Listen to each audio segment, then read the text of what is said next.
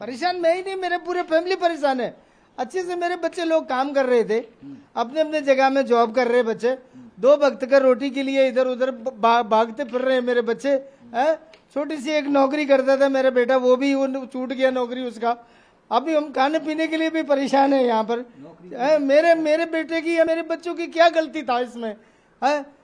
इसके लिए मैं खाने बनाने में परेशान, मैं उठने बैठने के लिए परेशान, और हर एक चीज के लिए परेशान हो रहा हूँ मैं, किस तरीके से मेरा जिंदगी चल रहा है। मैं सरकार से क्या कहूँ? मैं सरकार से, मेरे को सरकार ने जो कुछ मैं इस दुनिया में रह रहा हूँ हिंदुस्तान में, मैं बड़ा खुशी से रह रहा था।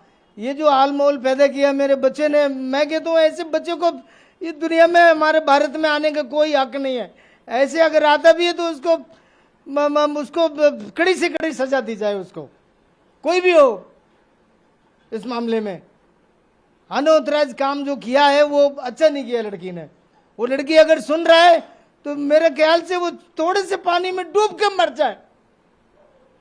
अभी आप जो बता रहे थे इसमें कदम उठाया है, अब वो उस आजादी से नहीं जी पाएगी।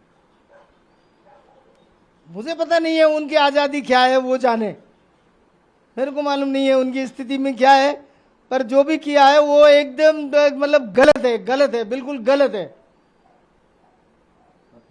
ऐसे लोगों को सजा दी जाए। भारतवर्ष के संविधान में ये चीज भी होना चाहिए कि जो इस तरीके का जो कदम उठाता है उनको फ्री लव नहीं होना चाहिए हमारे भारत देश में।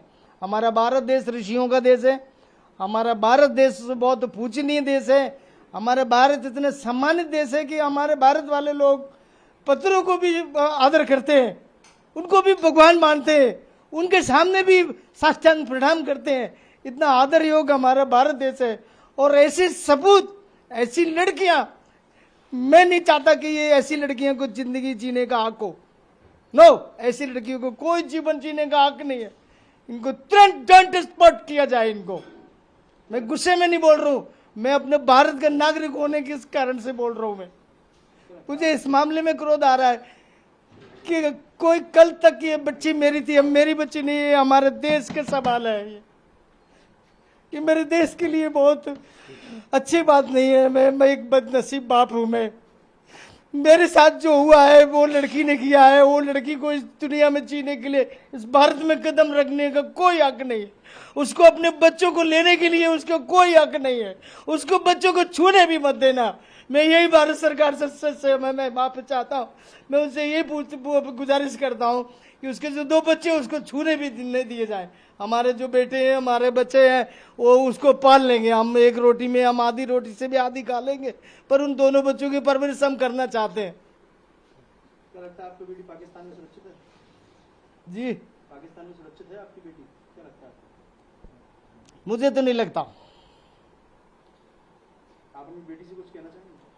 मैंने जो कहना था मैंने कह दिया। वो लड़की को कोई जीने का हक नहीं है उसको, और वो वापस भी नहीं आए इधर। अच्छा है, मैं भारत सरकार से यही मैं निवेदन करता हूँ, करबद्ध निवेदन करता हूँ हाथ जोड़ करके, उस बेटी को इधर आने से अपने एकदम कड़ी सुरक्षा में लिया जाए।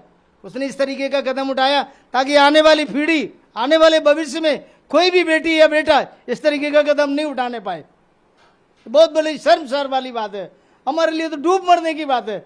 हम क्या कर रहे हैं? हम हमारे पीछे बच्चे, हम मर भी नहीं सकते हम लोग हैं।